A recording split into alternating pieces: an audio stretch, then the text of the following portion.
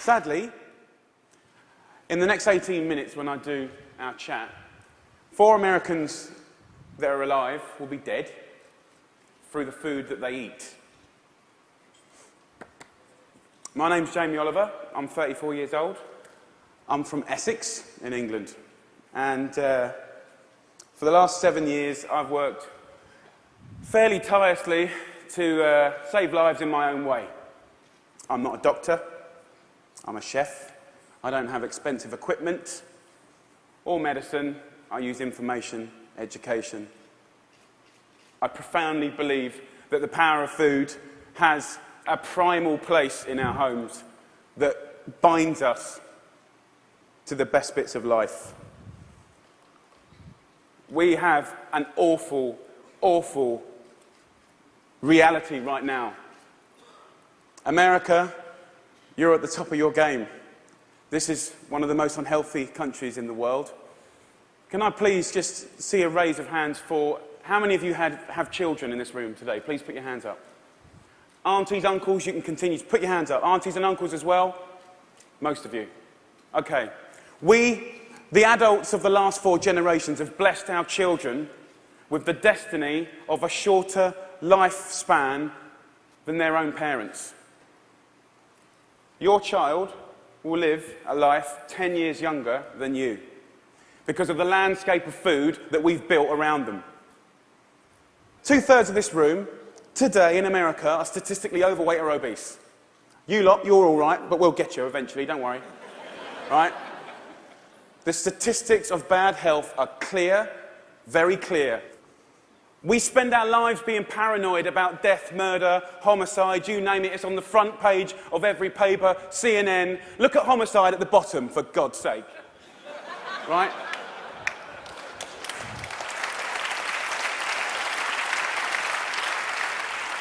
Every single one of those ones in the red is a diet-related disease. Any doctor, any specialist will tell you that. Fact. Diet-related disease is the biggest killer in the United States right now, here today. This is a global problem. It's a catastrophe. It's sweeping the world. England is right behind you, as usual.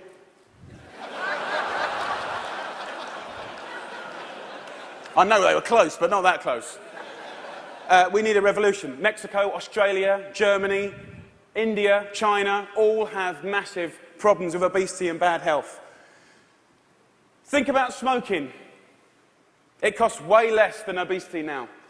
Obesity costs you Americans 10% of your healthcare bills, $150 billion a year.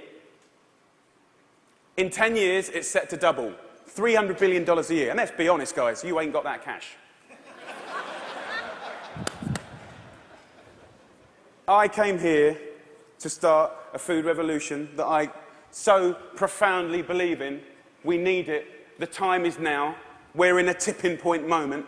I've been doing this for 7 years. I've been trying in America for 7 years. Now is the time when it's ripe. Ripe for the picking. I went to the eye of a storm. I went to West Virginia, the most unhealthy state in America. Or it was last year. We've got a new one this year, but we'll work on that next season. Huntington, West Virginia, beautiful town. I wanted to put heart and soul and people, your public, around the statistics that we've become so used to. I want to introduce you to some of the people that I care about. Your public, your children. I want to show a picture of my friend Brittany. She's 16 years old. She's got 6 years to live because of the food that she's eaten. She's the 3rd generation of Americans that hasn't grown up in a food environment where they've been taught to cook at home or in school, or her mum, or her mum's mum. She has 6 years to live. She's eating her liver to death. Stacey, the Edwards family. This is a normal family, guys.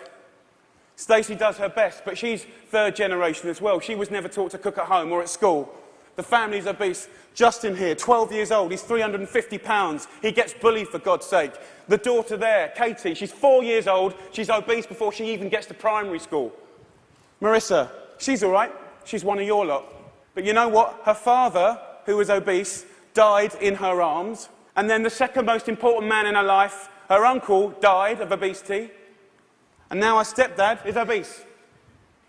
You see, the thing is, obesity and diet-related disease doesn't just hurt the people that have it, it's all of their friends, families, brothers, sisters.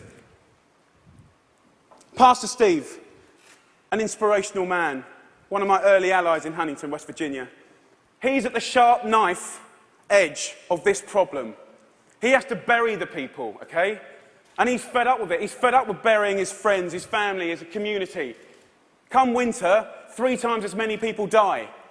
He's sick of it. This is preventable disease, waste of life. By the way, this is what they get buried in. We're not geared up to do this. Can't even get them out the door, and I'm being serious. Can't even get them there, forklift. Okay, I see it as a triangle, okay? This is our landscape of food. I need you to understand it. You've probably heard all this before, but let's just go back over it. Over the last 30 years, what's happened that's ripped the heart out of this country? Let's be frank and honest. Well, modern day life. Let's start with the main street. Fast food has taken over the whole country, we know that. The big brands are some of the most important powers, powerful powers in this country. Supermarkets as well. Big companies, big companies. 30 years ago, most of the food was largely local and largely fresh. Now, it's largely processed and full of all sorts of additives, extra ingredients, and you know the rest of the story. Portion size is obviously a massive, massive problem. Labelling is a massive problem. The labelling in this country is a disgrace. They want to self-police themselves. The industry want to self-police themselves.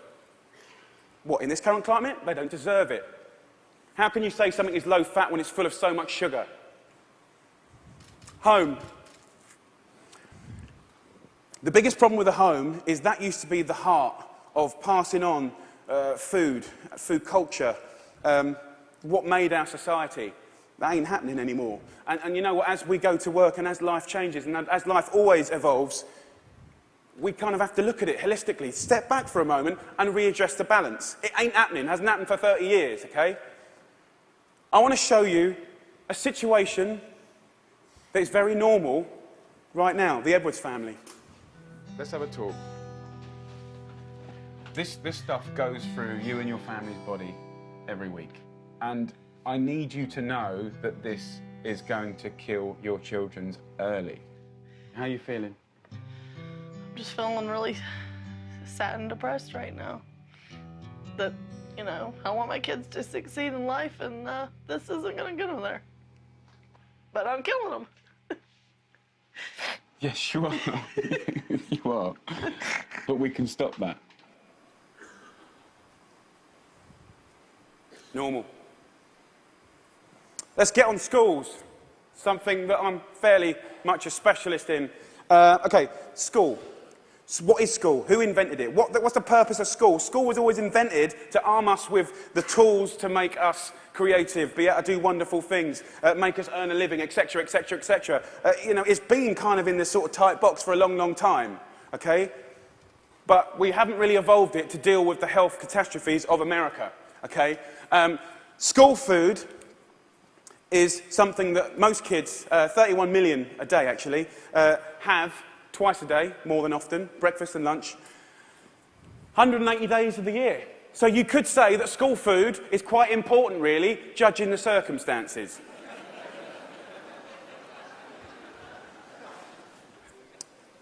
Before I crack into my rant, which I'm sure you're waiting for, I need to say one thing, and it's so important in hopefully the magic that happens and unfolds in the next 3 months.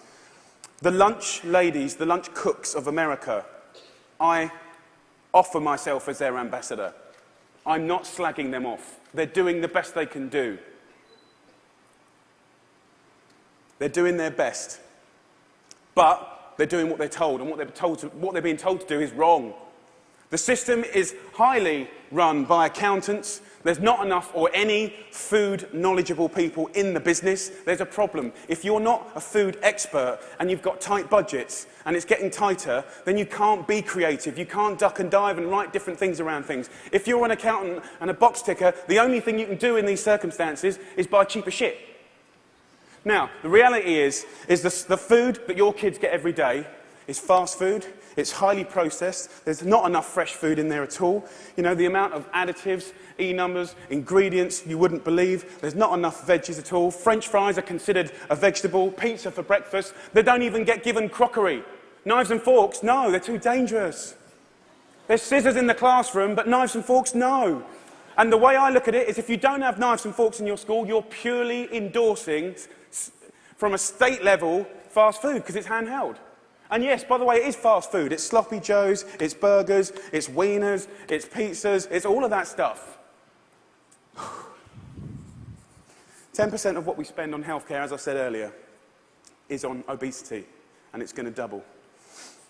We're not teaching our kids. There's no statutory right to teach kids about food, elementary or secondary school, okay? We don't teach kids about food, right? And this is a little clip from an elementary school, which is very common in England.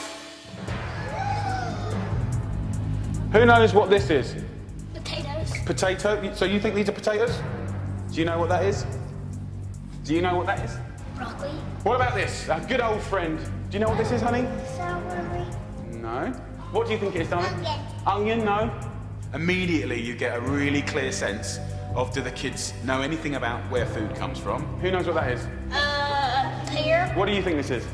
I don't know. If the kids don't know what stuff is, then they will never eat it. Normal. England and America. England and America. Guess what fixed that? Guess what fixed that? 2 one-hour sessions. We've got to start teaching our kids about food in schools, period.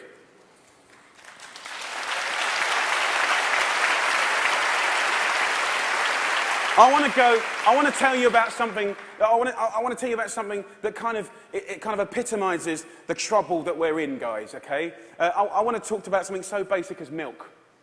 Every kid has the right to milk at school. Your kids will be having milk at school, breakfast and lunch, right? They'll be having 2 bottles, okay? And most kids do.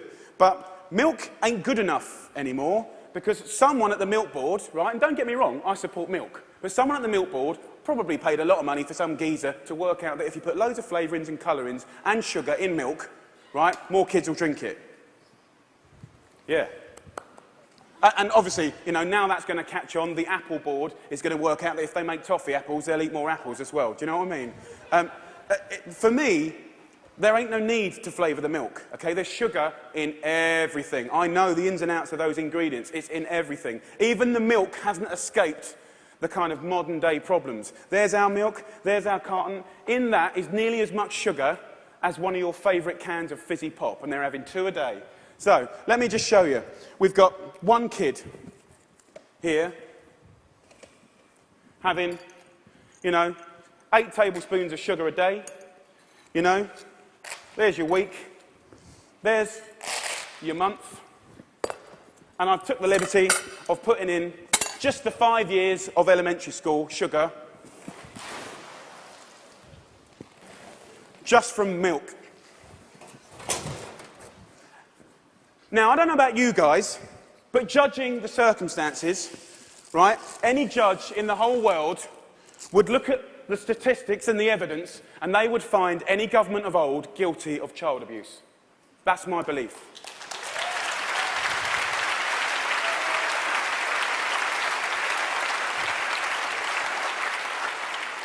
Now, if I came up here, and I wish I could come up here today, and hang a cure for AIDS or cancer, you'd be fighting and scrambling to get to me.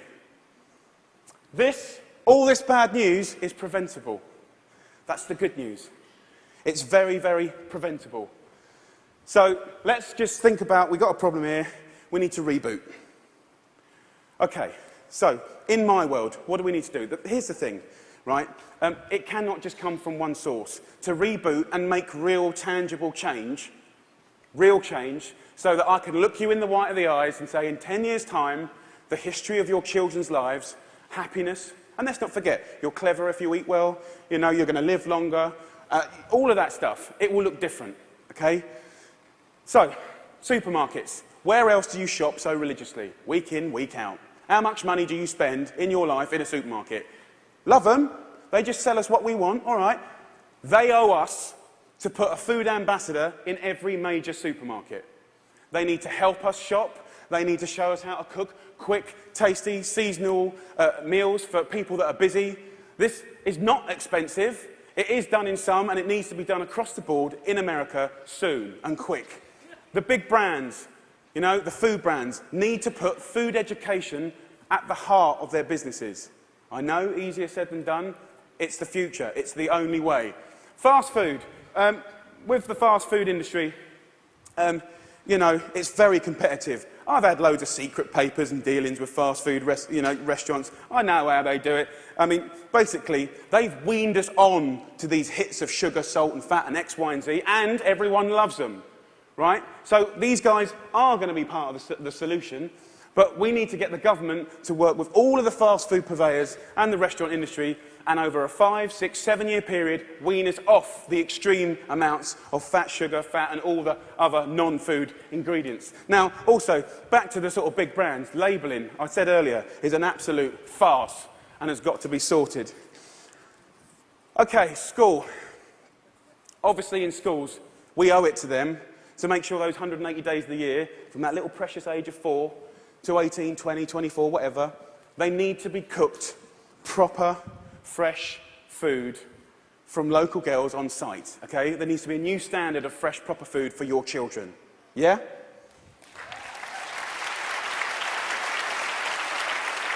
Under the circumstances, it's profoundly important that every single American child leaves school knowing how to cook 10 recipes that will save their life. Life skills. That means that they can be students, young parents, and be able to sort of duck and dive around the basics of cooking no matter what recession hits them next time. If you can cook, recession money doesn't matter. If you can cook, time doesn't matter. The workplace, we haven't really talked about it.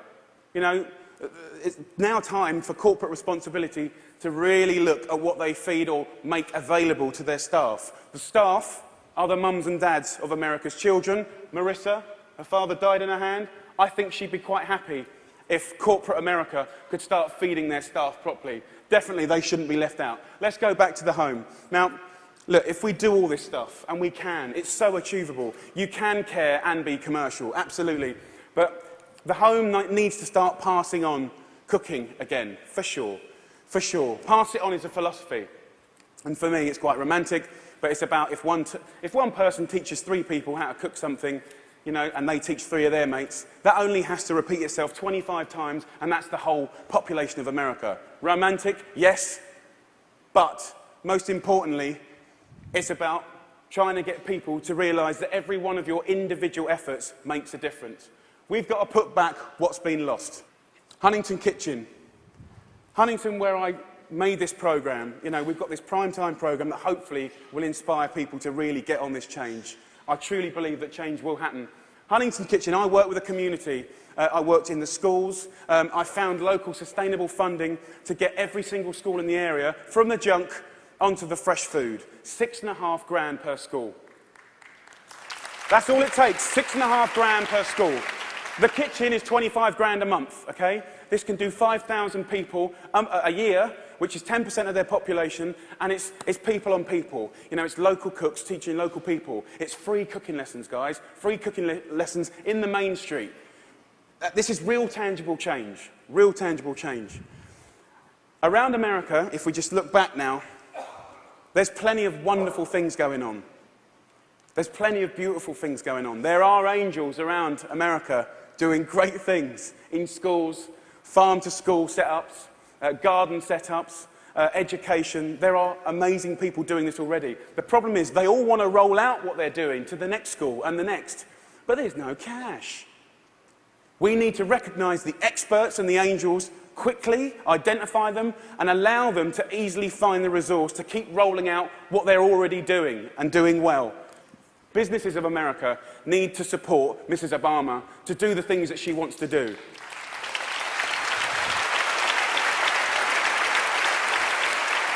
And look, I know it's weird having an English person standing here before you talking about all this. All I can say is I care. I'm a father, and I love this country. And I believe truly, actually, that if change can be made in this country, beautiful things will happen around the world. If America does it, I believe other people will follow. It's incredibly important.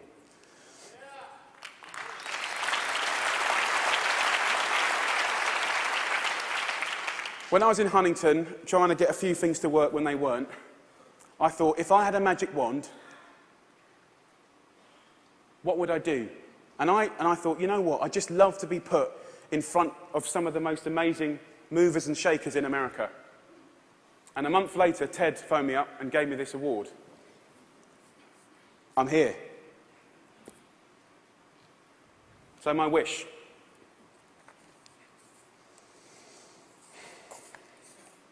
Dyslexic, so I'm a bit slow.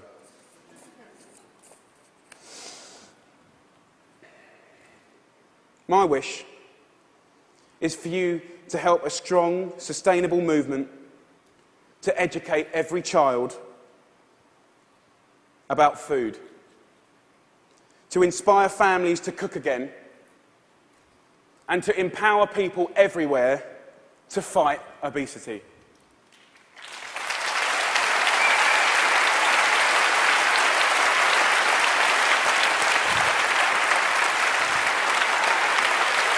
Thank you.